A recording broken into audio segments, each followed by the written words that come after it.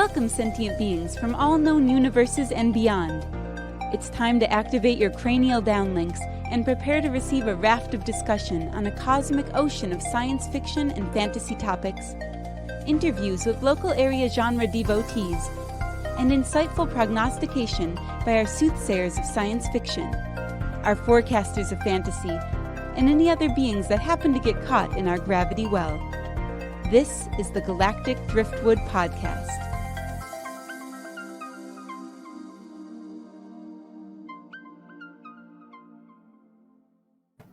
Hello, sentient beings from all known universes and beyond. I'm Bill. I'm Linda. I'm Charles. I'm Seth. And I'm Chris. And today we're going to be talking about some interesting stuff going on. We just had a film festival conclude here. Actually, it's concluding today here in Omaha, where they had a whole bunch of different films from a range of genres. It was held at the Exarban Cinema in Omaha. And one of the films that was presented was a documentary about Doctor Who.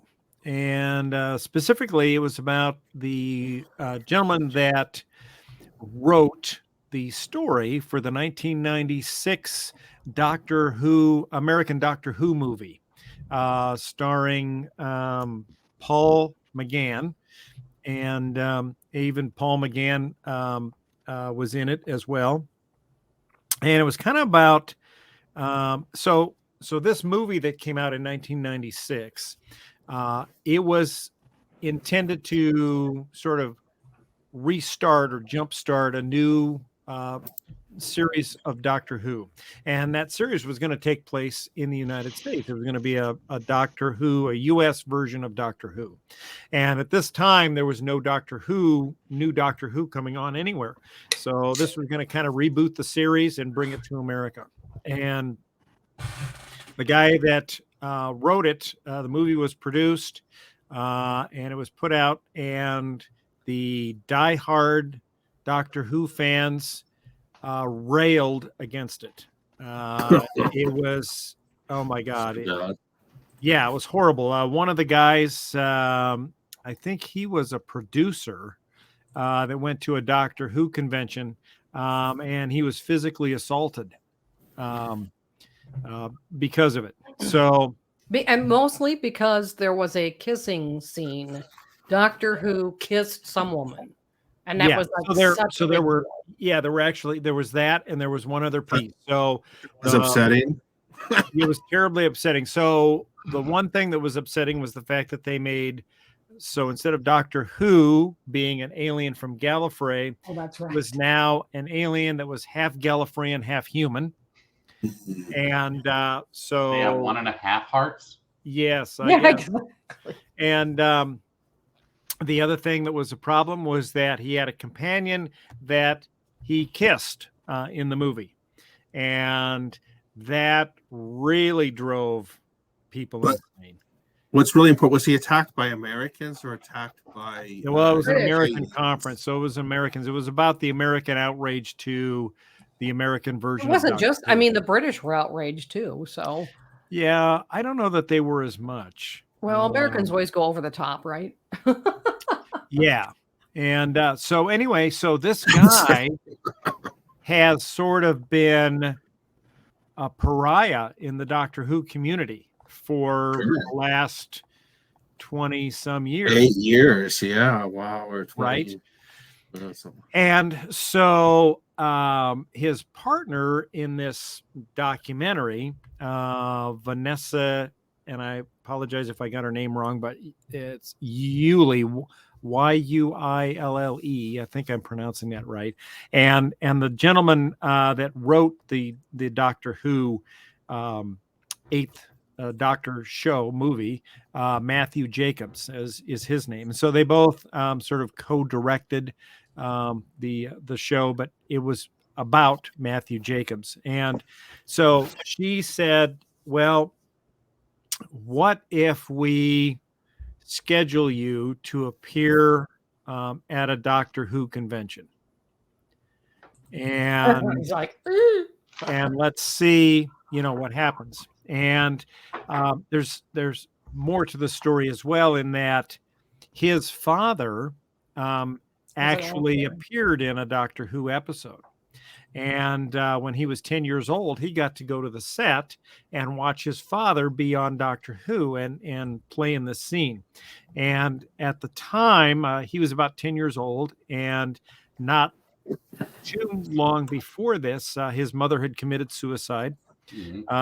His father was bipolar, and at this point, because of the mother's suicide, he was even more manic than normal. So he, as a child, was going through quite a rough family life at the time, and that kind of also informed his feelings about Doctor Who, being associated with that. While he loved the series, and actually wrote the movie for the Eighth Doctor, there's a certain amount of, I think,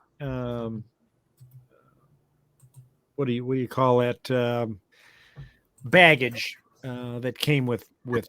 And so it was kind of all about that. And it was about him going there and meeting with the fans and listening to some of the fans and what their concerns were. And it was actually, it was beautifully directed. It was a very heartwarming show, and very emotional at points as well.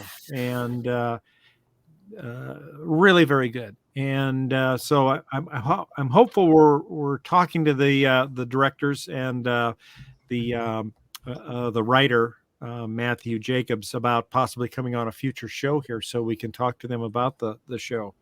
But it was really good. And as part of that, we worked with our friend Josh Cato, took his TARDIS there and set it up in the lobby of the Exarban Cinema, and we dressed up. So that guy there wearing the Dalek hat, he's the writer, Matthew Jacobs, and he's meeting with one of the many Doctor Who Uber fans that he met at the con. A lot of con pictures, a lot of pictures from Gallifrey 1, which is one of the biggest Doctor Who, actually probably the biggest Doctor Who convention in the United States. Yeah. So it was really, really a good show. Very, very good. Heartwarming. It actually gets released on March 28th. You can actually purchase you can get in the pre-release queue and sign up for it now on iTunes or Apple TV. And if you do that now, you can get it. They've got a slash fire sale or something going on, so you can actually buy it for like $6.99, which is pretty dang reasonable, I think. So, but yeah, it was good. The event was pretty well attended. We saw lots of folks coming in and out, and lots of different shows playing there. It was kind of fun because I found out one of my coworkers from my office is actually also helping out at Exarban Cinema in the computer room there, where they queue up all the movies for screening in the different theaters. So I got to go back into the little fishbowl area where they have all the equipment and get the big tour of the facility. It's pretty impressive. So that was kind of fun. Linda, did you have anything to add to? It reminded me a lot of the Star Trek conventions where people are like, they changed my life. There were a lot of people stories who were kind of in the documentary you're talking about. Yeah, people who were kind of outcasts and didn't have typical sci-fi. They glom onto a certain sci-fi series or a certain genre of sci-fi and find their place. And a lot of stories like that remind me of the Star Trek stories. Right. And they kind of came to the interesting conclusion that the kissing scene is what was the major impact to Doctor Who fans. And they said, at the time, if you were a nerd, you were an outcast. Right. And right? You didn't get dates with girls. You liked Doctor Who. You liked Dungeons and Dragons. You were a nerd, and you were beat up and Of course. subject of ridicule, kind of a thing. And so many of the nerds identified personally with the character of the Doctor, who also didn't have a girlfriend. He was, a super smart, uber smart guy. He had very few friends, a companion or two at most, and it was a very platonic relationship if there were women involved. And when He does usually have a pretty woman yes, friend through right, much of it, doesn't but yes. but platonic relationship always with the Doctor. Well, And of course. so the kissing scene destroyed that, and then that Doctor was no longer personally identifiable to these nerds in 1996 that were going through this. And so for many of them, that was just an anathema. And They couldn't identify him because he had kissed a girl. right. So yeah, it was quite the ordeal for a lot of them, I guess. And that kind of comes out during the show, but has a very good, very happy ending. So highly recommend watching that when it comes out. So I think that about sums up the Omaha Film Festival. We did also meet with the guy, was kind of sponsored by the guy that runs the Omaha Comic-Con that's taking place this summer. I think it's in June. So that's coming up. We're going to try to get him on the show too to talk about that and what they've got planned for this year. So that'll be kind of fun. That'll be a fun show. And then Seth, I think you wanted to talk a little bit about Constellation, right? Oh yeah. You don't know about Constellation? It's a nice little con out of Lincoln, Nebraska. They hold it in the Cornhusker Hotel. They were off for a couple years because of the pandemic. Last year was their first year back, and it was a little bit rough because it was a little bit rushed, but it was still fun. The same people were there. This is almost like a family convention in my mind because you recognize everyone there. It's small enough that if you go to a bunch of panels, you'll get to recognize and get to know a bunch of different people. And Constellation is where you will see them every year. This year, Constellation is April 21st through the 23rd. So it's coming right up. And the author guest is Max Gladstone. Don't know him right off the top of my head, but and the artist guest is Diane Elliott Torrens. And so, even if I don't recognize the name of the artist, I actually like that because then I get to see something new. Mm-hmm. What? It's how I get exposed to new stuff sometimes. So a couple really cool things about Constellation is their art show. I mean, most cons will have an art show, but the Constellation one is a little bit smaller and oddly a little bit more fun. Because the art show will then lead into the auction on Saturday night, which always gets crazy in one weird way or another every year. The Anime Nebraskan crew, the people who run that convention, have a very strong presence at Constellation. And every year they try and just kind of like drown the Constellation in donations during the auction. Wow.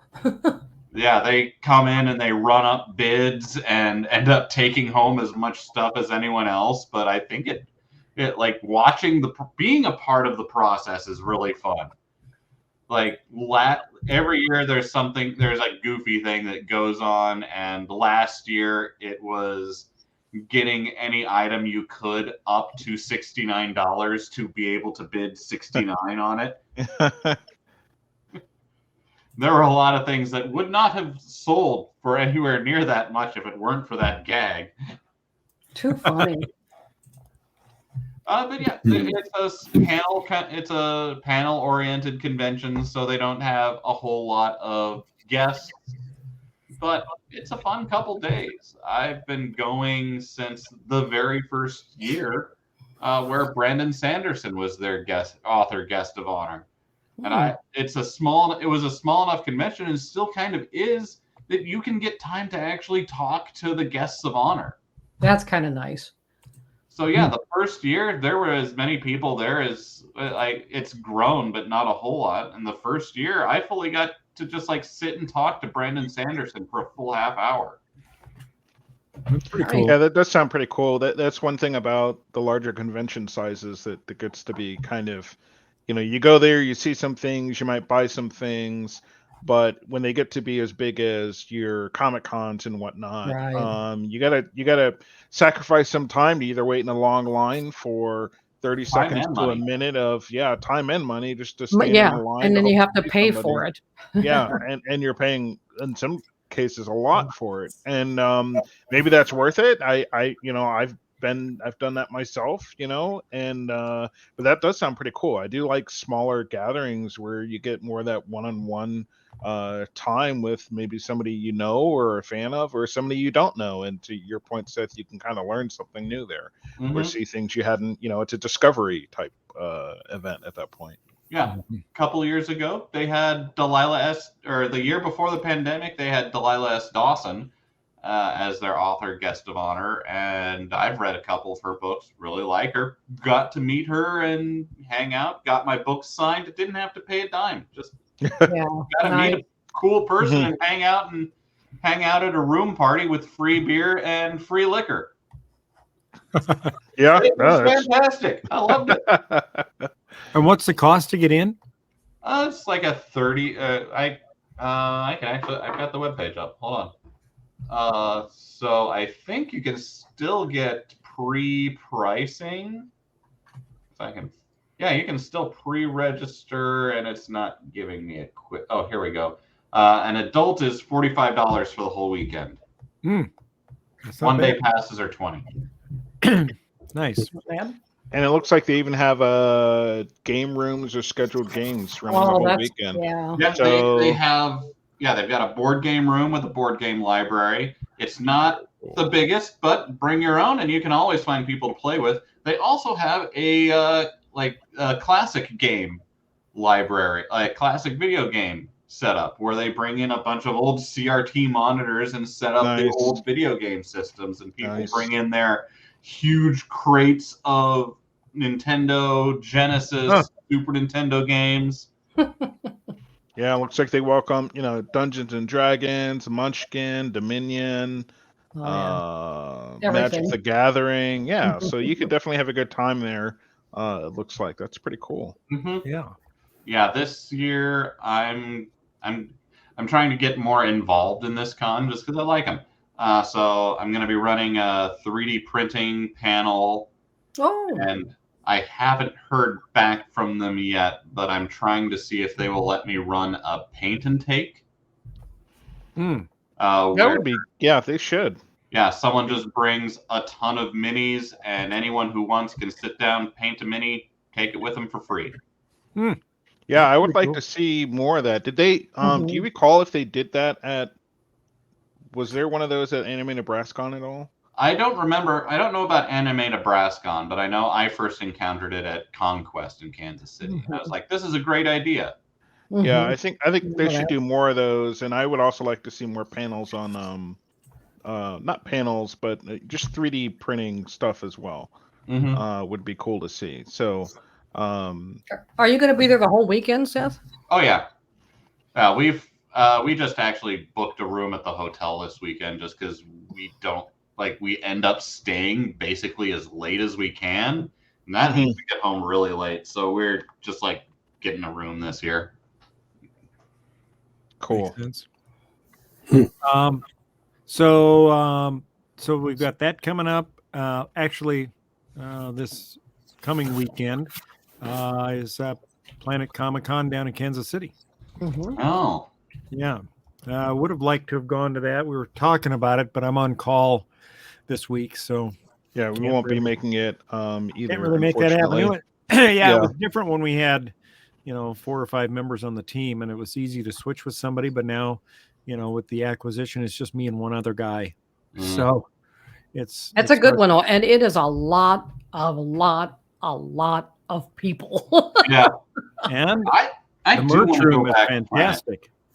What's that, Seth? I do want to go back to Planet Comic Con. That's fine. I mean, I love that, but man, there are a lot of people. Well, yeah, and that's what I said. It's a contrast between what Seth was just talking about with Constellation and yeah, Planet Comic Con. Don't Mhm. get me wrong, it's great. It's Yeah. if you haven't been, it's a phenomenal experience. absolutely. Plan, wear comfortable shoes.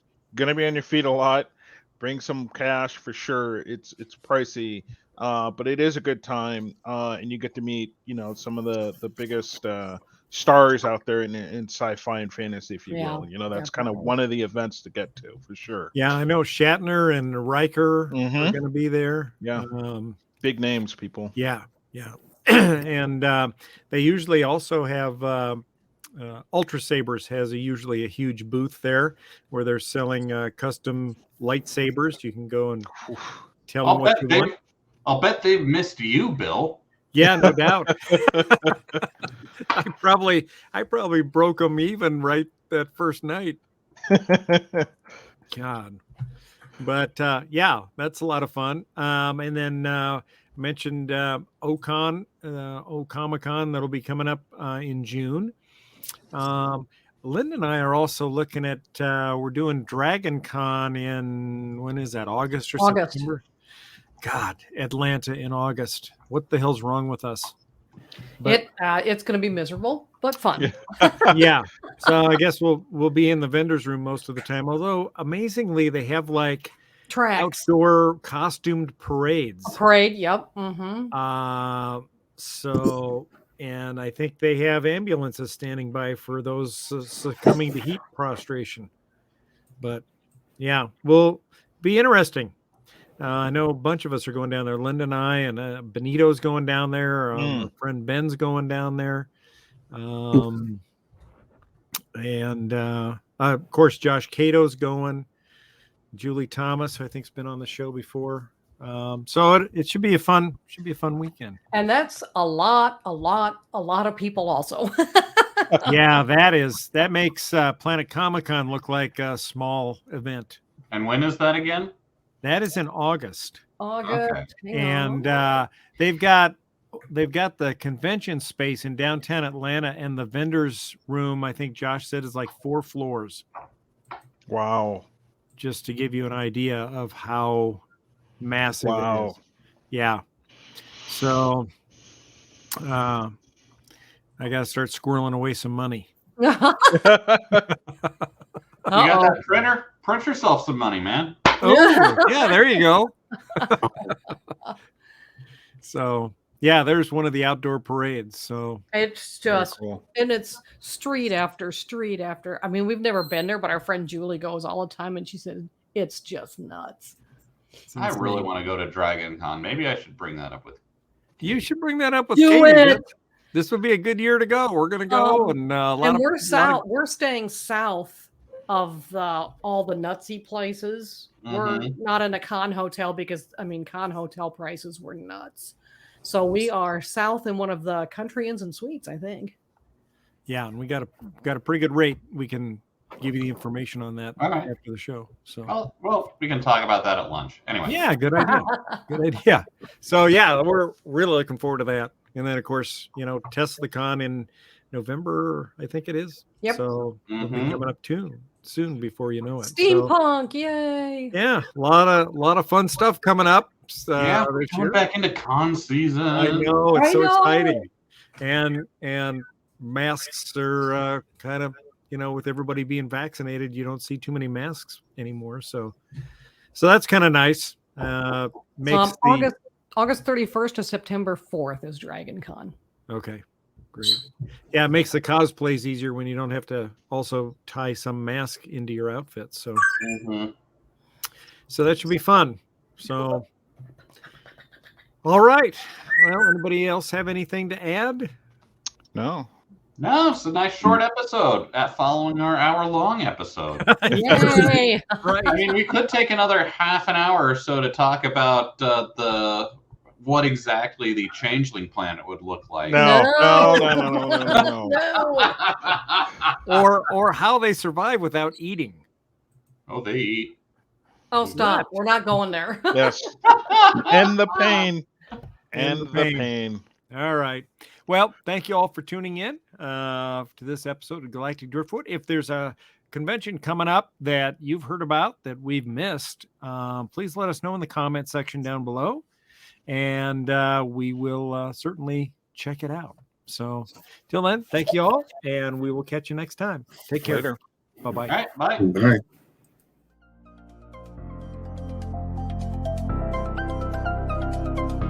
Thanks for listening to this episode of the Galactic Driftwood podcast. For more information and past episodes, please visit our website at galacticdriftwood.space or subscribe to us on YouTube. And now, please deactivate your cranial downlinks, collect your towels, and be sure to watch your step as you exit our gravity well.